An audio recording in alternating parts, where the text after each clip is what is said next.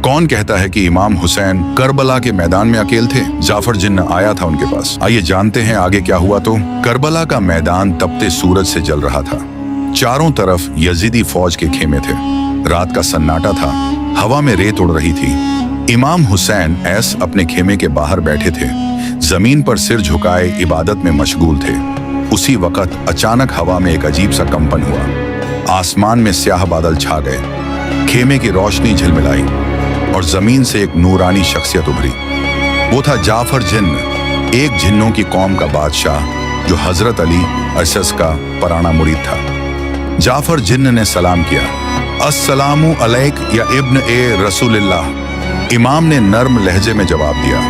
वलैकुम अस्सलाम या जाफर, क्या बात है जो आज तुम इस वक्त आए हो? जाफर जिन्न की आंखों में आंसू थे। उसने कहा, मौला, हमें खबर मिली है कि आप पर यजीदी फौज ने घेरा डाल दिया है।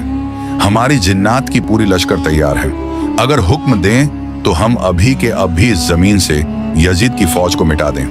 इमाम हुसैन ऐस ने मुस्कुराकर फरमाया, ए जाफर, अल्लाह ने हमें जुल्म मिटाने के लिए भेजा है, न कि जुल्म करने के लिए। अगर मैं चाहूं तो आसमान से फरिश्तों की फौज उतर आए, मगर ये जंग तलवारों की नहीं, सब्र, हक और ईमान की है।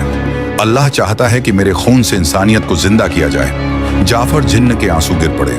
उसने कहा, मौला, हमें तो बस आपकी रजा चाहिए। हम आपकी निगहबानी करेंगे, दूर से भी आपकी मदद करेंगे। इमाम ने फरमाया, अगर तुम सच में हमारे चाहने वाले हो तो करबला के बाद हमारे नाम की हिफाजत करना। जहां लोग हमारा नाम मिटाने की कोशिश करें, वहां जाकर याद दिलाना कि हुसैन कौन थे। जाफर जिन्न ने कहा, मौला, वादा है, जब तक ये दुनिया बाकी है हम जिन्नात आपकी अजादारी करते रहेंगे।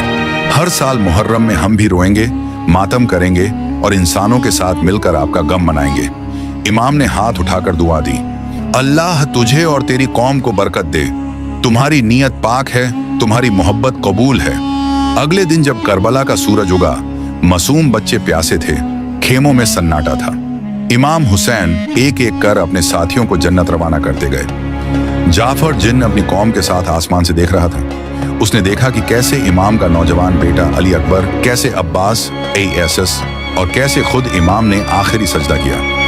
वो और उसकी कौम रो पड़ी। जिन्नात की आवाजें आसमान तक गूंज उठी, या हुसैन, या हुसैन। उस दिन से हर मुहर्रम की रात जिन्नात भी रंजोगम मनाते हैं। कहते हैं कि जब भी जमीन पर कोई मोमिन हुसैन का मातम करता है तो जिन्नात भी परछाइयों की तरह पास आकर रोते हैं। वक्त गुजर गया, सदियां बीत गई, मगर जाफर जिन्न का वादा आज तक कायम है। रिवायत है कि जहां सच्चे दिल से या हुसैन कहा जाता है, वहां जिन्नात की मौजूदगी महसूस होती है।